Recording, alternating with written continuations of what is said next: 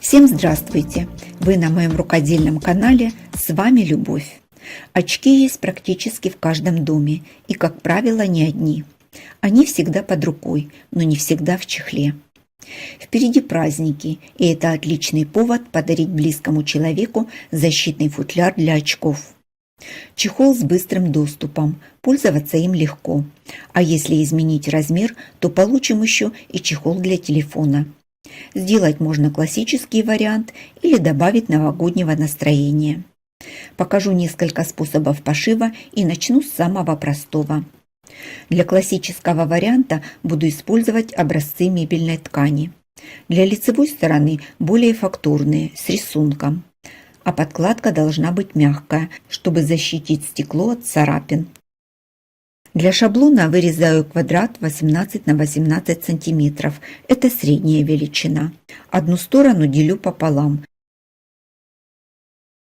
и от угла вниз откладываю 5 см. Соединю полученные точки. Разрезаю по линии и получаю готовый шаблон. Для подкладки соединила ткань двух цветов. Для лицевой стороны взяла кусочек ткани и простегала его с синтепоном. У меня он плотностью 100 грамм на метр. Сверху кладу шаблон и вырезаю заготовки одинакового размера. Место соединения тканей совместила с центром. По контуру проложила соединительную строчку с припуском 0,5 см. Внизу оставила техническое отверстие для выворачивания. Срежу уголки на заготовке, чтобы в готовом изделии углы выглядели красиво. Ширину припусков тоже сделаю разную, чтобы был плавный переход. На заготовке с синтепоном припуски укоротила на 2 мм. Выверну заготовку на лицевую сторону. Чтобы зафиксировать форму, проутюжу заготовку с паром. Чтобы не ушел объем, утюг сильно не придавливаю, больше работаю с паром. Самое время добавить декор, он может быть любой, на ваше усмотрение. Складываю заготовку пополам и делаю наметку в месте соединения деталей. Осталось соединить края заготовки. Строчку начинаю прокладывать по изнаночной стороне короткого края. Дохожу до наметки. Складываю заготовку пополам. И дальше сшиваю уже два края вместе. Я использовала строчку прерывистый зигзаг. Это соединение плюс декор. Размер заготовки у меня получился 17 на 17 сантиметров. Немного не хватило ткани. Второй, более мужской вариант. Здесь размер 18 на 18 сантиметров. Доступ в чехол можно сделать с любой стороны, кому как удобно. Для второго варианта собрала многослойную заготовку из подкладки, основной ткани и поролона толщиной 0,5 см. Простегала ее по контуру рисунка. Получился шикарный объем и стабильная заготовка. Кладу сверху шаблон и вырезаю по контуру. Добавлю декор. Пришила декор и по контуру проложила строчку зигзаг, чтобы ткань не осыпалась, и заодно соединила все слои вместе. В этом варианте мне понадобится обтачка. Выкроила ее по косой из хлопчатобумажной ткани. Ширина 3 см. Соединила под углом 90 градусов, чтобы не совпадали швы при обработке срезов. Пришивать начала с лицевой стороны укороченного края.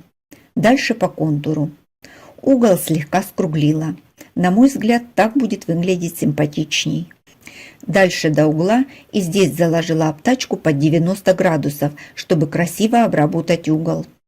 Сложила заготовку пополам, обогнула обтачкой и закрепила строчкой примерно до середины.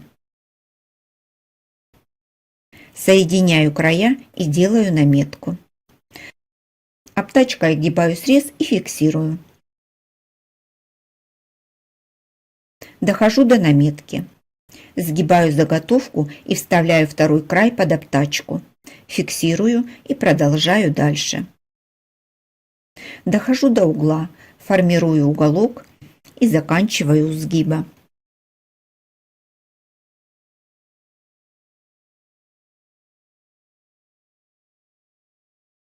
Сейчас я показала, как обработать срезы и одновременно соединить края заготовки. Теперь я сниму все зажимы и проложу строчку в указанном порядке. Обтачку пришивала обычной прямой строчкой, длина стежка 4 мм. Место входа в чехол дополнительно закрепила. Этот вариант, конечно, немного сложнее, но и выглядит он эффектнее. Длина чехла получилась 18,5 см. Это все по шаблону 18 на 18 см. Этот вариант в готовом виде 15 см длиной. За счет другой технологии пошива размер выходит меньше, и заготовка здесь была 17 на 17 см. При выборе варианта пошива, думаю, это нужно учитывать. Конечно, лучше замерить длину своих очков и тогда построить шаблон, исходя из своих размеров. И это еще не все. Чехол этот универсальный, и хранить в нем можно не только очки. Изменю размер и сделаю чехол для телефона. Для пошива мне понадобится 2 заготовки. Сделаю праздничный вариант. Каждую заготовку простегала по диагонали квадратом 2 на 2 см. На Пинтересте выбрала рисунок змеи. Это символ наступающего года, и им я решила украсить свое изделие. Рисунок разрезала на детали и собрала из них аппликацию. На обратную сторону заготовок приклеила двухсторонний скотч. С его помощью зафиксирую заготовки на ткани и буду пришивать. Так работать намного удобнее. Аппликация заняла свое место. Как-то скучновато, ведь Новый год и хочется праздника, поэтому поработаю с ней еще. Ну вот, немного бисера и камней, и моя змея стала королевой года. Теперь все свои художества с обратной стороны закрою подкладкой.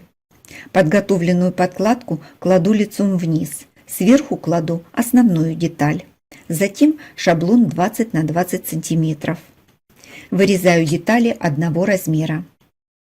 Для удобства соединила детали строчкой зигзаг и заодно обработала срезы.